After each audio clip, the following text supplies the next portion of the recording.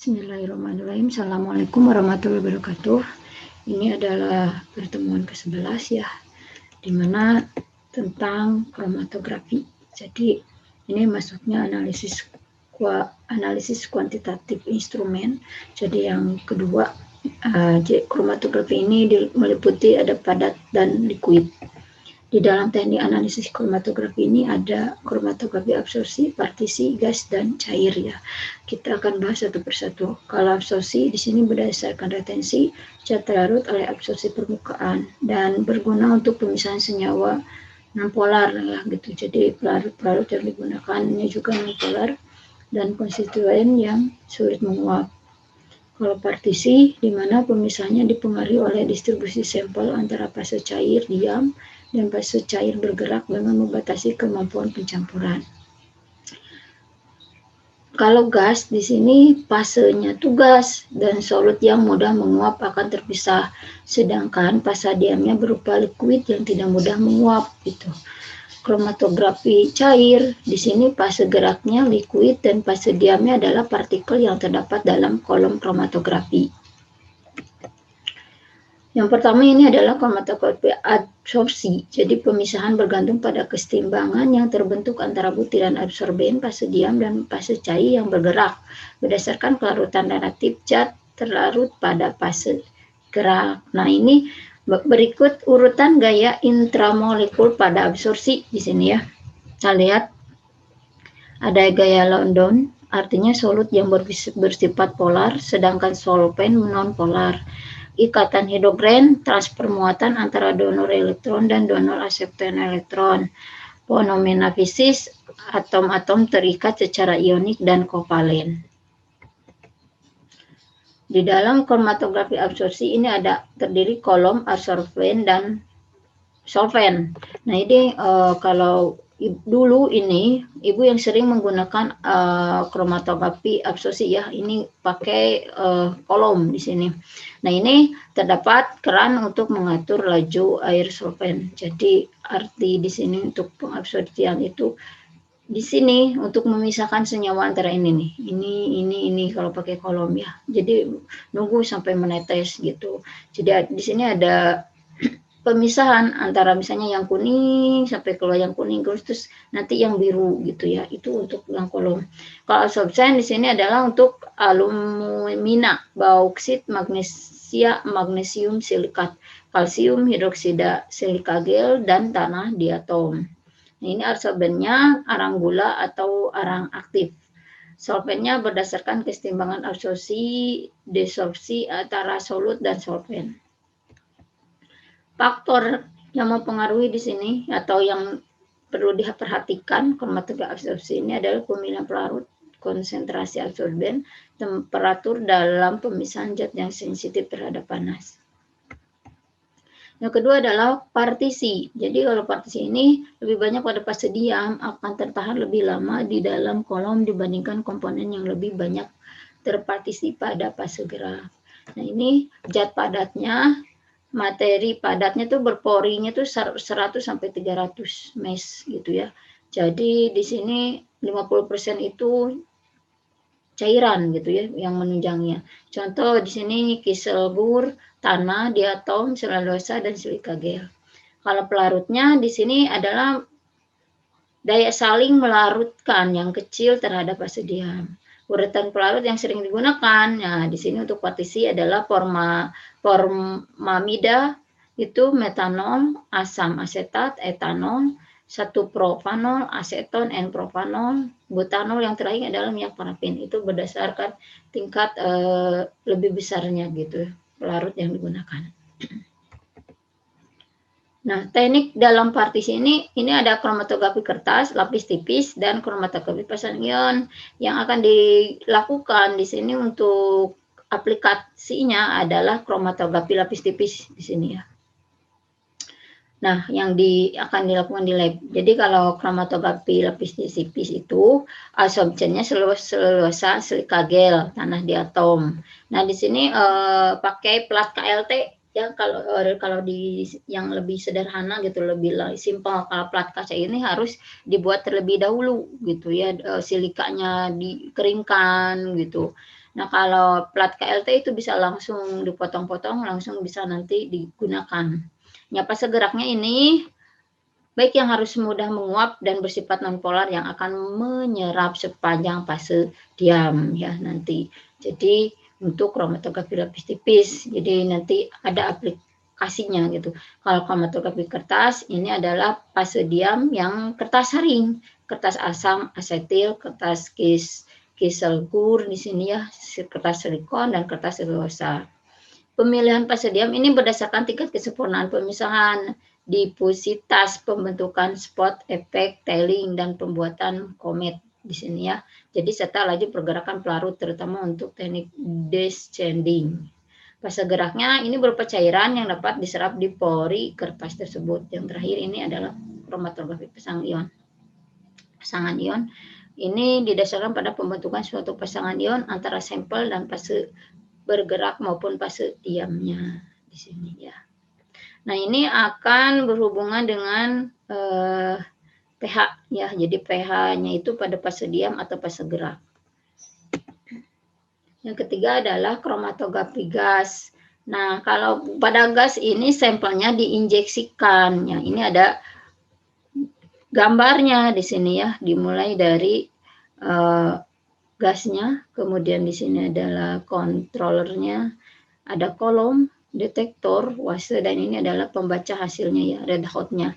Jadi dasarnya diinjeksikan ke dalam pot dengan temperatur yang telah diatur. Senyawa solut akan teruapkan dan dibawa oleh fase gerak gas menuju kolom. Nah, di sini. Nah, kolom di sini ya.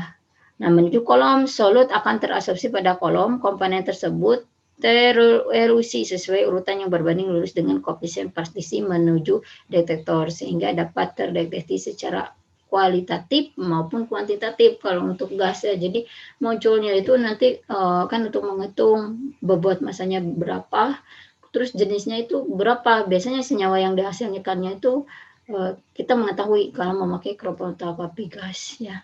Hanya di lab ada juga yang udah zaman dahulu udah rusak juga. Kalau misalnya riset menggunakan uji analisis kromatografi gas, biasanya kita ke UPI gitu ya. Nah, komponen dari kromatografi gas ini ada regulator tekanan, sistem injeksi sampel, kolom kromatografi, penunjang stasioner, fase diam, dan detektor. Nah, ini bisa dibaca lah gitu untuk penjelasan komponen-komponen ini ya, karena teori juga. Nah, ini untuk yang keempat, kromatografi liquid. Nah, kalau liquid, sampel yang diinjeksikan ke dalam pot sebelum masuk ke dalam terdapat penjerap udara di sini. Kemudian komponen atau senyawa solut dibawa oleh fase gerak dalam kolom kromatografi. Solut akan terabsorpsi pada kolom yang dilapisi oleh fase diam. Komponen tersebut terealisasi sesuai urutan yang berbanding lurus dengan koefisien partisi menuju detektor sehingga dapat terdeteksi secara kualitatif dan kuantitatif. Sama ya untuk kromatografi. Di sini ada pejerapnya. Nah, ini yang detektor yang akan menghasilkan ini secara kualitatif apa kuantitatifnya. Sama ini yang akan diolah dan diabsorpsi pada diamnya di sini ya, solut yang terabsorpsi pada kolom di sini. Sehingga akan menghasilkan dibaca oleh detektor, kemudian ini menghasilkan hasil yang diharapkan gitu, seperti itu. Nah, ini adalah rangkaian yang secara detailnya ini ada gas yang terlarut, kemudian ini ada suntikan keterangan pencuplikan sampel. Jadi ada pemasukan, ada ruang termostatik, kolom analisis di sini ya untuk kromatografi liquid di sini. Nah, sayang nggak ada sih di ini ya. Jadi APLC. Jadi kalau aplikasi tentang APLC itu biasanya lebih banyak orang mendeteksi untuk kandungan vitamin C itu pakai HPLC gitu ya. Nah, di TNS sendiri itu tidak ada ya untuk HPLC. Tapi bagusnya itu ada HPLC gitu ya. Semua lengkap lah untuk instrumen. Gitu. Tapi ada beberapa yang memang tidak ada di lab gitu. Ini nanti aplikasinya kita akan presentasi ya terkait kromatografi. Di dalam kromatografi ada fase gerak, kolom, dan detektor. Nah, di sini fase gerak yang digunakannya elusi isokratik, artinya pelarut tidak berubah selama proses kromatografi. Kalau gradien komposisi pelarut berubah selama proses kromatografi. Nah gitu, kalau untuk liquid kolom ini yang dilapisi fase diam seperti resin, silika gel, dextran yang berukuran sekitar 40 atau 50 mikro hingga 150 atau 200 mikro. Detektornya yaitu pakai spektrofotometri untuk analisa dengan daerah deteksi sekitar radiasi UV gitu ya.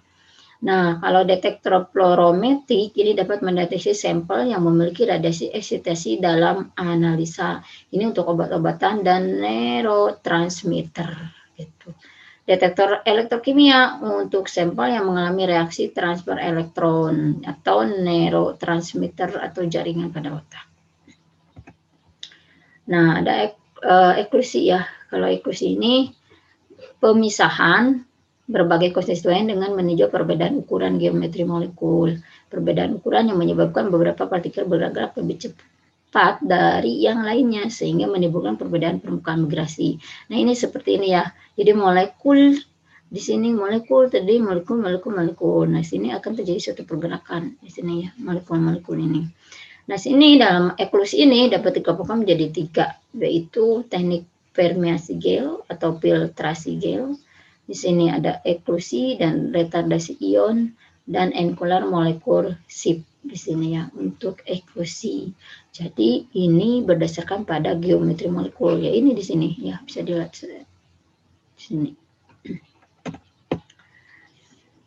Nah, untuk kromatografi eksklusi permeasi gel ini kan penjabaran yang sebelumnya ini didasarkan pada eksklusi solut melalui fase diam berupa gel polimer yang berikat silang dan berpori heterogen pada fase gerak berupa cairan yang mengelilingi per partikel gel ya. Dan ini memiliki di sini ada fasenya, fase diam, kolom dan ukuran molekul ya. Jadi fase diamnya biasanya digunakan untuk serogel yang merupakan gel organik bersifat hidrofilik.